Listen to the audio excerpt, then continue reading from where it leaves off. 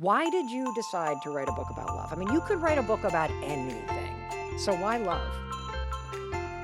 I think when I look back in my life and I look back at the areas of my life that I've made the most mistakes and that have had the most impact on my life, those mistakes have had the biggest impact on my life, it comes down to love.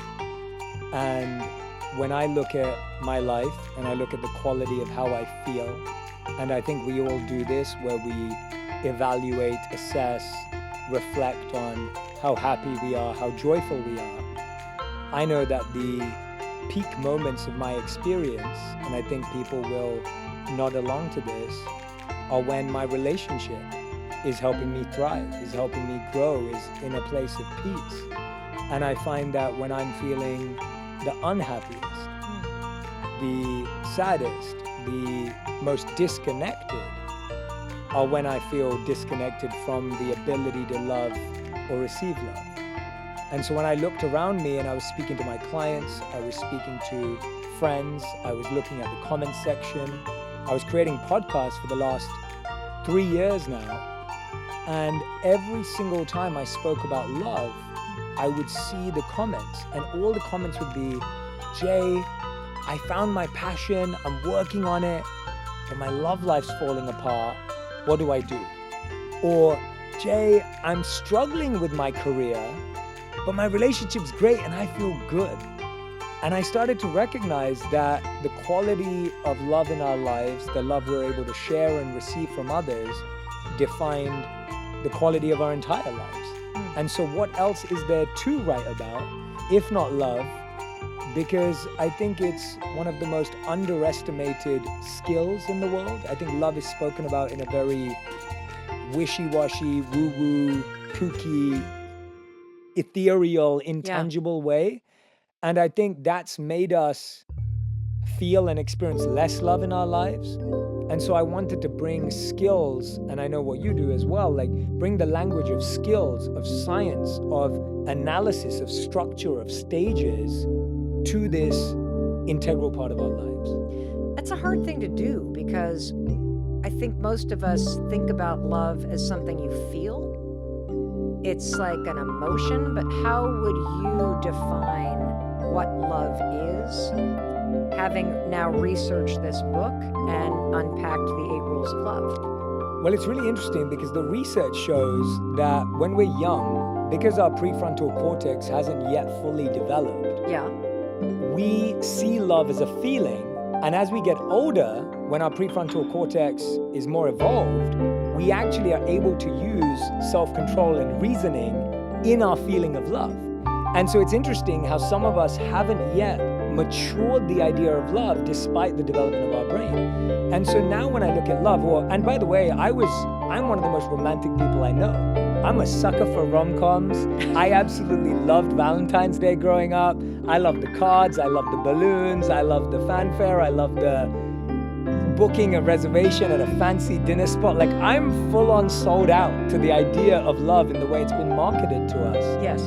And I was a victim of that definition too, of like, it had to feel this way, it had to feel that way, and you're constantly looking for this ethereal feeling. And then either you find it and it goes away, right, or you have it and then you build a life with someone and then it changes and evolves and you're feeling something different.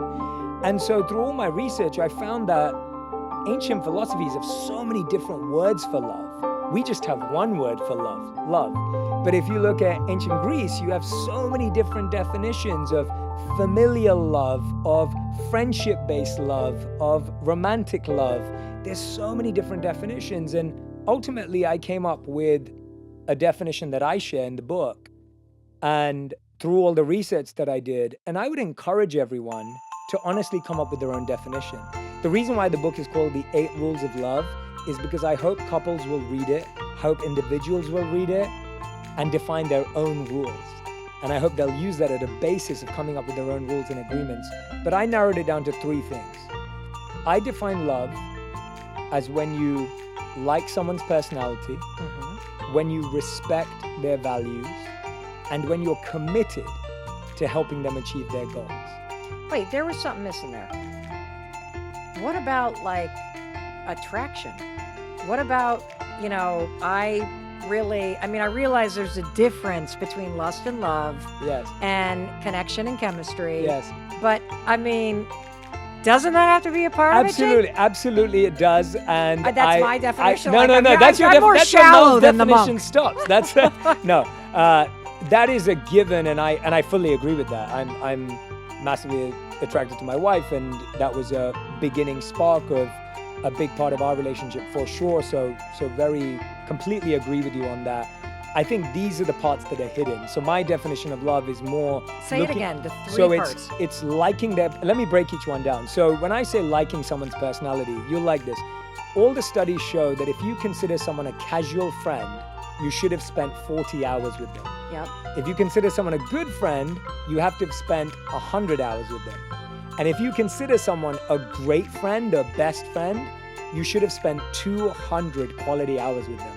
So when I say, do you like someone's personality, the question you should be asking is, do I want to spend 200 hours with this person? Am I intrigued enough? Am I curious enough? Am I excited enough? That's liking someone's personality.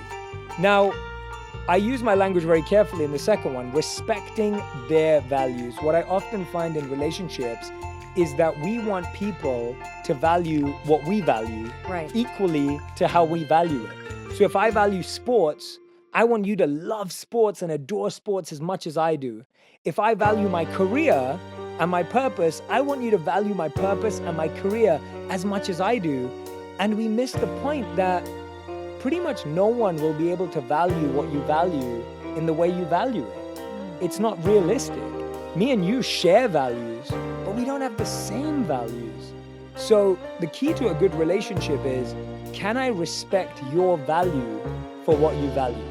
And can you respect my value for what I value? Most relationships fall apart because we're forcing someone to change what they value.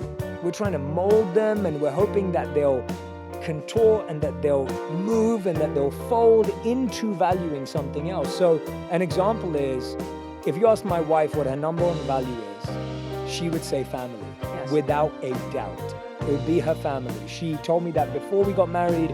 I've known that throughout our marriage. If you ask me what my value is, my number one value is my purpose and my service. And as I'm saying this, Radhi's back in London Yes. with her grandma, who's been in hospital for the past 2 weeks. And I'm here hoping that I get to serve your community and audience through this conversation. Yes. And both of us respect that, knowing that we'd be there for each other if we needed to. I said to Radhi, I was like, the moment you need me in London, like I will be on a flight right back. Right. But at the same time, there's a mutual respect where I don't have to feel guilty for doing what I love, and she doesn't have to be made to feel guilty for doing what she loves. And so I find that's where respect and value comes in. And the final one, this is like the hardest and the biggest and the truest. Are you committed to helping them achieve their goals? Not the potential you think they have, not the goals you project onto them, not the life you think they could lead, but are you committed to helping achieve their goals? That is a sign of love. I think we think of love as, I love this person so much, they could be so many things, I see their potential. That's not love, it's about you. And so when I think about a practical example in my own life with my wife, a lot of the time when Radhi would cook, as everyone knows, she's a vegan chef and recipe developer, and she's a food scientist, like she's unbelievable. And every time we'd go somewhere, everyone would always say, Radhi should start a restaurant. That's what she must do. And I remember at the beginning of our relationship, Radhi would hear this all the time. And she started feeling the pressure that if she didn't start a restaurant, then that wasn't a sign that she'd achieved her goal. And we sat down and we said, well, is that what you want? Is that something that's really important to you? And she realized maybe one day, but not right now. And I feel what could easily happen is we take all this outside input and we make it our partner's goal. But if we can stay committed to helping our partner with their journey, with their healing, with their path, that's a sign of love. And I don't think you have these three things with anyone else in this depth.